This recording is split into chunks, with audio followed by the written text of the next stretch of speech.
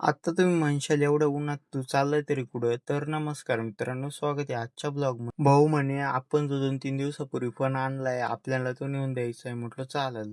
मग थोडं पुढं आलो तर लागला ओझरखेडचा पूल आणि त्याच्यावरून पुढून आला तर हायवा त्याच्यामुळे आपण लागलो साईडला. मग हायवा गेला म्हटलं आता चला आपण पण जाऊ.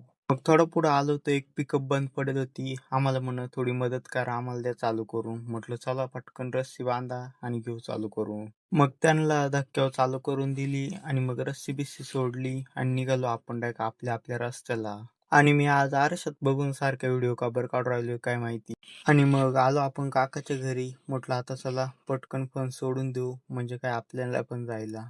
मग घेतलं ते ट्रॅक्टर रिव्हर्सनी आणि म्हटलं आता देऊ इथं फोन सोडून. तो फोन सोडला आणि निघालो डायरेक्ट आम्ही घरी. तर आमचा घराचा रस्ता सरळ आहे पण आम्ही सरळ नाही जाणार. आम्ही जाणार आहे वाकडं. आता तुम्ही म्हणशाल वाकडं तर ठीक होतं पण तू या वावरात का बरं आलाय? कारण इकडे आहे आपला भाऊ आणि तो करतो इथं लेवल. म्हटलं चला त्याची थोडीफार मदत करू. मग आम्ही आले आम्हाला केन जोडायला लावली आणि या ट्रॅक्टरला जोडला 5 जाती नाग.